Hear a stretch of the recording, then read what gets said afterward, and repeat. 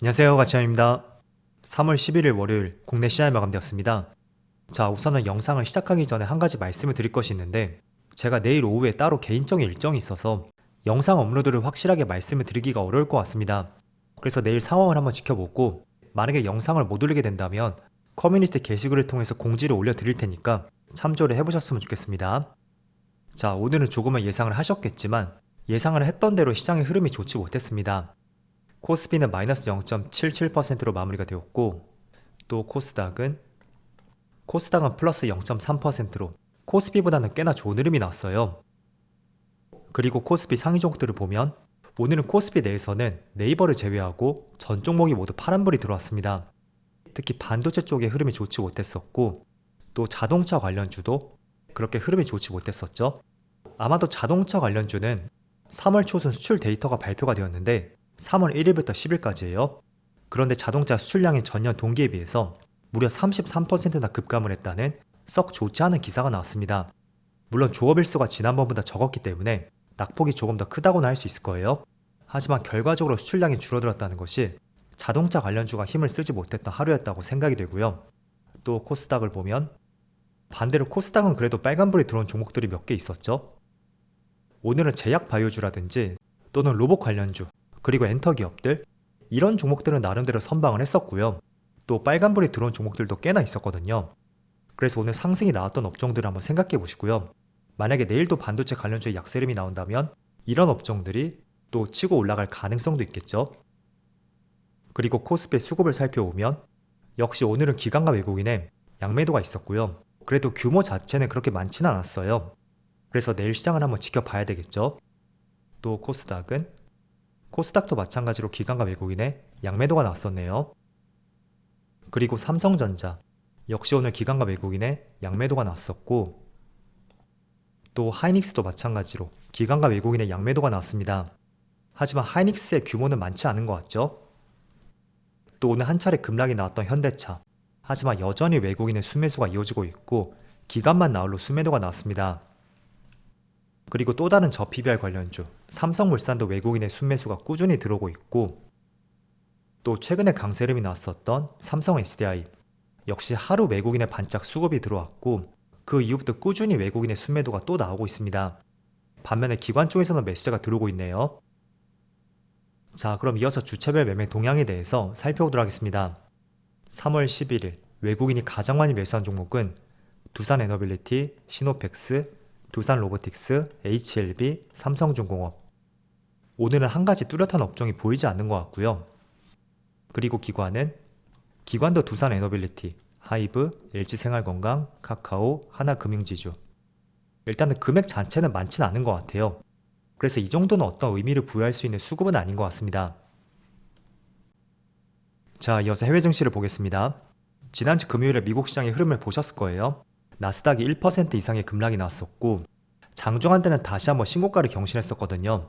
14,449포인트까지 고점이 거의 플러스 1%였었고 종가가 마이너스 1%였기 때문에 고점 대비 저점까지는 마이너스 2% 이상 굉장히 큰 폭의 낙폭이 나왔습니다.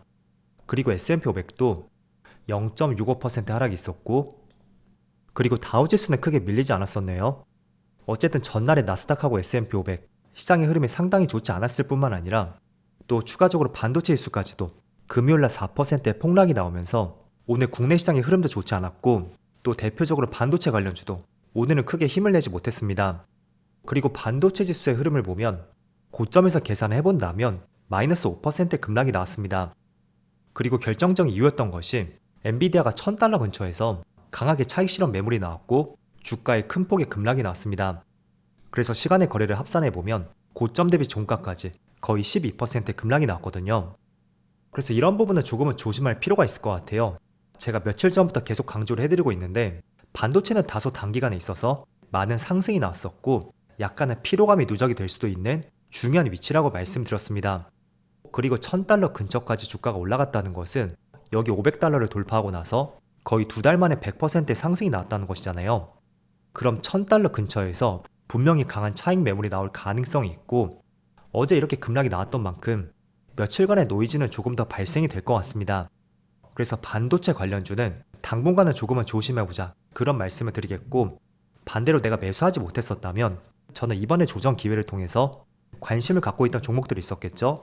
뭐 대표적으로 SK 하이닉스라든지 또는 한미반도체 이런 종목들이 좋은 기회가 될 수가 있으니까 지금의 조정을 기회로서 한번 보시고요. 자, 그리고 엔비디아가 500달러를 돌파해서 본격적으로 1000달러 근처까지 올라갔을 때 그 시발점이 정확하게 1월 초쯤이 되었을 거예요. 자, 그런데 반대로 삼성전자는 엔비디아의 주가 흐름과는 다르게 주가가 조금 더 빠지는 흐름이 나왔었고, 그 때문에 이번 조정 기회를 통해서 나는 하이닉스로 갈아탈 것이다 라고 생각을 하시는 분들도 충분히 있을 겁니다. 그래서 그런 생각들을 많이 하고 계시다면 저는 오히려 최근에 엔비디아의 급락장을 보면서 적절한 매수의 기회를 포착할 수 있는 정말 좋은 타이밍이 다가오고 있다, 그렇게 꼭 생각을 해보시고요. 다만 전제들이 있어요. 저는 반도체 업종은 연말까지는 꾸준히 우상향 흐름이 나올 것으로 판단하고 있습니다. 그렇지만 그 과정에서는 분명히 이렇게 출렁이는 흐름이 나올 수가 있습니다. 그런데 전날에 엔비디아의 주가에 한 차례 급락이 나왔던 만큼 단기적인 급등보다는 약간의 매물 소화 과정을 거치고 조금은 시간을 두고 올라갈 가능성이 더 높다고 볼 수 있잖아요. 그래서 그런 전제들을 먼저 생각해 보시고요. 그에 맞는 계획들을 잘 세워 나가신다면 좋을 것 같습니다. 물론 엔비디아가 단기간에 크게 급락이 나왔던 만큼 저는 약간의 기간 조정이 필요할 것으로 보고 있습니다. 이 당시처럼. 이때도 5월쯤이었었죠. 26%의 갭상승으로 출발했었고 종가도 그 근처에서 마무리가 되었습니다. 그리고 주가가 조금 더 상승이 나왔지만 고점 박스권을 형성을 했던 만큼, 자, 이번에도 마찬가지로 그런 과정들이 충분히 생길 수가 있겠죠. 하지만 이거는 저의 생각이고 이 당시처럼 짧게 조정을 거치고 다시 상승이 나올 가능성도 있습니다. 그건 어느 누구도 맞출 수는 없다고 생각이 되고요. 그렇기 때문에 중요한 것은 지금부터는 나의 기준을 세워놓고 나는 어느 시점까지 눌리게 된다면 진입을 해볼 것이다, 이런 전략들이 꼭 필요할 거예요. 그래서 나만의 전략들을 꼭 세워보시고요. 저는 못해도 단기간에 100%의 상승이 나왔던 만큼 직전 고점이 974달러, 여기를 돌파하는 데는 꽤나 시간이 필요할 수도 있다고 생각이 됩니다. 그래서 저의 생각은 참조로 보시고요. 자, 그렇다면 반도체 관련주가 며칠 동안의 조정이 나온다면 그 단기적으로 빠져나간 수급들이 어디로 갈 수 있는지, 이런 부분도 충분히 생각을 해볼 수가 있습니다. 그래서 오늘 반도체 관련주가 조금은 빠지고 있지만 또 그렇다고 해서 하이닉스의 주가 흐름을 보면 그렇게 큰 폭의 낙폭은 나오지 않고 있습니다. 그래서 분명히 빠져나간 자금이 있지만 또 그만큼 기다리고 있는 대기 매수세, 그것도 무시를 할 수는 없는 것 같습니다. 다만 며칠 동안의 반도체 쪽이 조정이 나온다면 저는 그 자금들이 제약 바이오 업종으로 흘러 들어갈 생각도 한번 해보셔야 될 것 같아요. 제가 국내 산업에서 가장 대표 업종으로 꼽는 것은 첫 번째가 반도체이고 두 번째가 2차전지, 그리고 세 번째는 제약 바이오 업종, 이쪽을 대표 업종으로 꼽고 있습니다. 물론 플랫폼 기업이라든지 자동차 기업들, 그런 기업들도 충분히 예시가 될 수가 있을 거예요. 하지만 한 달, 두 달, 그 짧은 기간을 놓고 보는 것은 아니고요. 최소 5년 내지는 길게는 10년까지도 이런 사이클들을 봤을 때는 국내는 절대적으로 반도체하고 2차전지, 그리고 제약 바이오 업종, 그쪽이 대표 산업이라고 생각이 되거든요. 자, 그런데 최근에 삼성 바이오로직스를 보면 지난달에는 약간은 주춤하는 흐름이 나왔었지만 전체적으로 우상향 흐름이 이어지고 있고, 대표적으로 3월달에는 많은 이평선을 돌파하면서 상당히 좋은 흐름을 가져가고 있습니다.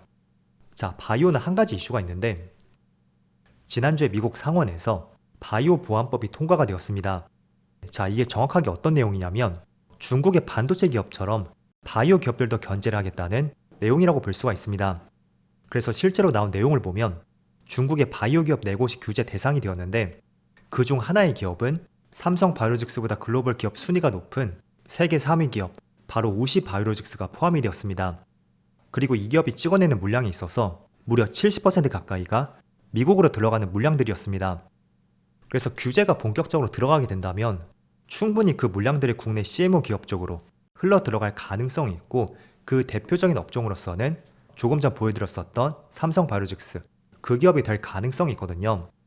자, 그래서 한국 기업이 반사 이익을 받을 가능성이 충분히 높고, 또 제약 바이오 업종은 바로 다음 달에 글로벌 암 학회 일정이 있습니다.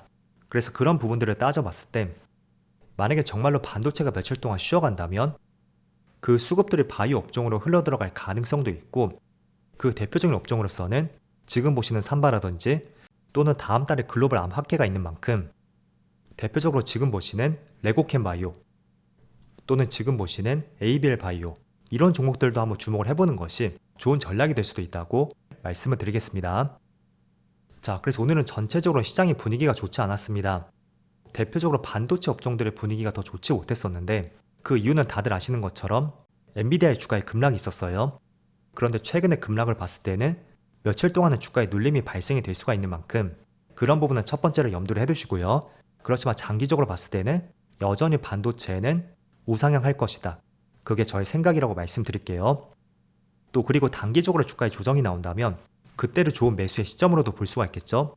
그리고 반도체 주가에 조정이 나온다면 최근에 좋은 이슈를 달고 있는 제약 바이오 업종들, 특히 CMO 기업 쪽이라든지 또는 다음 달에 암학회 일정이 있는 만큼 그와 관련된 업종들, 그런 업종들도 한번 고려 대상으로서 생각을 해보자고 말씀드리겠습니다.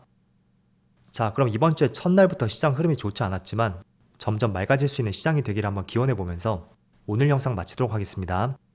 그럼 오늘도 고생 많으셨고요. 저는 다음 영상에서 다시 찾아뵙도록 하겠습니다. 감사합니다.